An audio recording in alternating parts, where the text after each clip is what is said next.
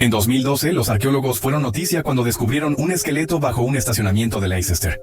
Para 2014, las pruebas de ADN confirmaron lo imposible. Habían encontrado al rey Ricardo III, desaparecido por más de 500 años. El mundo celebró. Pero lo que no te dijeron fue que la misma prueba de ADN reveló algo tan perturbador, tan políticamente explosivo, que los científicos discretamente lo enterraron en las notas al pie de su trabajo de investigación. Durante una década, ese secreto permaneció oculto a plena vista. Hasta ahora. Nuevos hallazgos en 2025 finalmente han expuesto lo que realmente sucedió. Y la verdad no es solo impactante. Reescribe todo lo que creíamos saber sobre las guerras de las rosas, la legitimidad de la realeza medieval, y uno de los conflictos más brutales de la historia.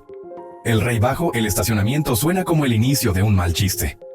Un rey enterrado bajo un estacionamiento. Pero durante 527 años ese es exactamente el lugar donde el rey Ricardo III yació olvidado. Ricardo fue el último rey inglés en morir en batalla, abatido en el campo de Bosworth en 1485. Sus enemigos victoriosos, los Tudor, querían humillarlo una última vez. Desfilaron su cadáver desnudo por las calles de Leicester, colgado sobre un caballo como un saco de grano. El mensaje era claro: esta dinastía está acabada. Fue enterrado apresuradamente en una tumba sin marcar en la iglesia de Greyfriars. Décadas después, durante la Reforma, la iglesia fue demolida. El terreno fue vendido, pavimentado y perdido en la historia. Las leyendas afirmaban que sus huesos fueron desenterrados y arrojados al río Soar. La mayoría de los historiadores asumieron que se había ido para siempre. Eso es, hasta que la guionista Philippa Langley se obsesionó con encontrarlo. Pasó años estudiando mapas medievales, superponiendo el antiguo Leicester con la ciudad moderna. Su investigación seguía apuntando a un lugar improbable.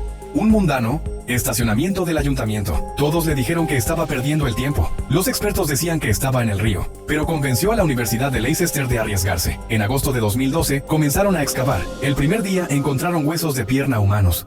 Lo que emergió de la tierra fue extraordinario. Esqueleto 1, como lo llamaron, era un hombre de poco más de 30 años, enterrado en una tumba demasiado corta para su cuerpo, forzando su cabeza a una posición incómoda. Este no era el entierro de un rey amado, era el trabajo apresurado de enemigos. El esqueleto tenía 10 heridas, 8 en el cráneo. Esta no era muerte por una flecha aleatoria.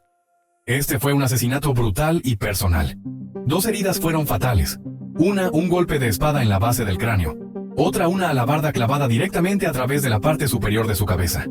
Este era un hombre rodeado, desmontado de su caballo y rematado en un frenesí. Pero el detalle que aceleró el corazón de los arqueólogos fue la columna vertebral. El esqueleto tenía escoliosis severa, una pronunciada curvatura lateral que habría hecho que un hombro se sentara más alto que el otro. Durante siglos, la propaganda Tudor había representado a Ricardo como un sapo venenoso y jorobado. Los huesos probaron que era una exageración basada en una condición real. El análisis de isótopos de los dientes reveló una dieta rica en mariscos y vino, la costosa comida de individuos de alto estatus. Todo apuntaba a una conclusión. Lo habían encontrado. Aún así, necesitaban prueba absoluta. Necesitaban ADN. La coincidencia perfecta y la ruptura imposible. Obtener ADN utilizable de huesos de 500 años es extraordinariamente difícil. El ADN antiguo se degrada, rompiéndose en fragmentos. Se contamina fácilmente con una sola célula de piel o cabello perdido de cualquiera que lo toque. El equipo de la doctora Turi King trabajó en condiciones estériles, perforando el diente y el bocet fémur del rey para extraer material genético.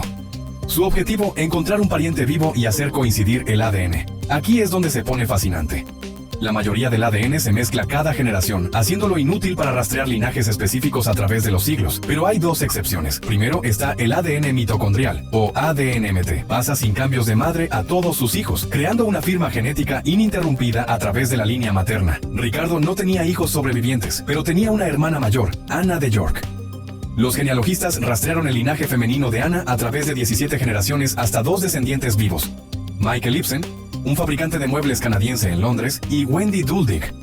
Cuando compararon el ADNMT del esqueleto con el de Michael Ibsen, fue una coincidencia perfecta. El haplogrupo específico que compartían es raro, encontrado solo en una pequeña fracción de europeos. Las probabilidades de coincidencia eran astronómicas. En febrero de 2013, la Universidad de Leicester anunció su triunfo. El esqueleto era, más allá de toda duda razonable, el rey Ricardo III. El mundo celebró. Pero los científicos tenían otra prueba que realizar. El cromosoma Y pasa exclusivamente de padre a hijo, creando una firma familiar paterna. El equipo rastreó descendientes por línea masculina de Eduardo III, el tatarabuelo de Ricardo. Si los cromosomas Y coincidían, sería la prueba final. Los resultados llegaron. Discrepancia total. Ni siquiera cerca. En algún lugar de las 19 generaciones que separaban a Ricardo III de sus parientes modernos, el padre de alguien no era quien la historia decía que era. Esta era prueba científica contundente de un escándalo real oculto. El ADN había probado una mentira. ¿Pero dónde ocurrió?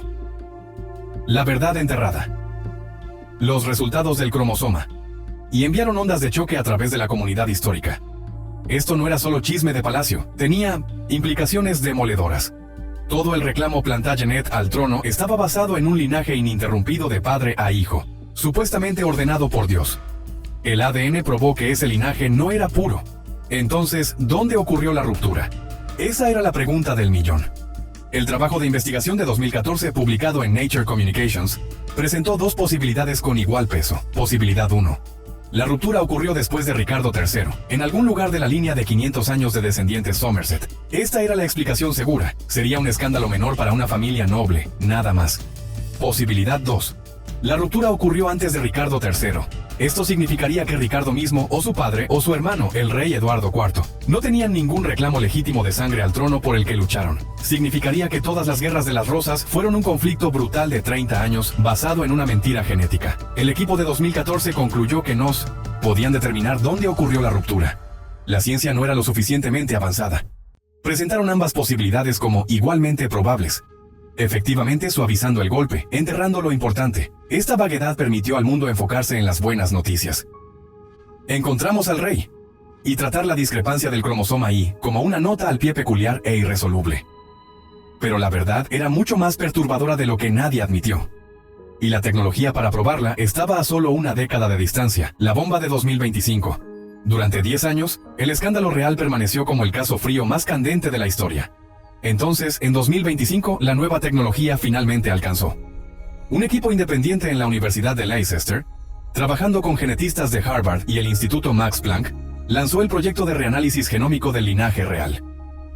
Usaron métodos de secuenciación de lectura larga de vanguardia que podían analizar cadenas masivas de mimos y ADN ininterrumpidas, no solo fragmentos diminutos, necesitaban más puntos de datos. El cromosoma Y de Ricardo era diferente del de los Somerset modernos, pero no sabían cuál era la verdadera línea Plantagenet. Para resolver esto, necesitaban una muestra de control antigua. Obtuvieron permiso de la abadía de Westminster para tomar muestras de la tumba de Juan de Gante, duque de Lancaster, hijo de Eduardo III. Juan de Gante murió antes de que cualquier ruptura sospechada pudiera haber ocurrido. Su ADN sería la piedra Rosetta. Los resultados fueron una bomba. Primero, el análisis profundo probó con 99.9% de certeza que la línea del cromosoma Y de la familia Somerset era ininterrumpida hasta el siglo XV. La ruptura no estaba de su lado. Luego se analizó el cromosoma Y de Juan de Gante. Coincidía perfectamente con los Somerset modernos. Esta era la prueba irrefutable. La línea Somerset era el verdadero linaje Plantagenet original. Por lo tanto, el cromosoma Y diferente, el de Ricardo III, significaba que la ruptura tuvo que haber ocurrido en el árbol familiar inmediato de Ricardo. El estudio de 2025 no solo sugirió esto, lo probó. El evento de falsa paternidad ocurrió entre el abuelo de Ricardo y Ricardo mismo. La atención se centró en un hombre, Ricardo, duque de York, el padre de Ricardo III. De repente, un rumor de 500 años encajó. La mentira. Que construyó una dinastía durante las guerras de las rosas, los enemigos de la casa de York esparcieron un rumor vicioso. Afirmaban que Ricardo, duque de York, no era hijo de su supuesto padre. Afirmaban que su madre, Cecilia Neville, había tenido una aventura mientras su esposo estaba en la guerra. Incluso nombraron al supuesto padre, un apuesto arquero inglés llamado Blayborn. En ese momento, esto fue descartado como difamación política, una historia desagradable para debilitar el reclamo yorkista. Pero el análisis de ADN de 2025 prueba que ese rumor era casi con certeza verdad. Ricardo, duque de York, el hombre que inició las guerras de las rosas afirmando que su sangre era más pura que la del rey, era ilegítimo. Deja que eso se asiente. Si el duque de York no tenía reclamo legítimo, entonces tampoco lo tenían sus hijos. Su hijo, el rey Eduardo IV, el carismático guerrero que tomó el trono, no tenía derecho genético a él.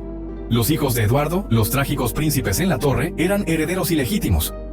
Y el propio Ricardo III, quien famosamente reclamó el trono declarando ilegítimos a sus sobrinos, también era ilegítimo. Toda la casa de York, la facción de la Rosa Blanca que libró una guerra de 30 años, fue construida sobre una mentira genética fundamental.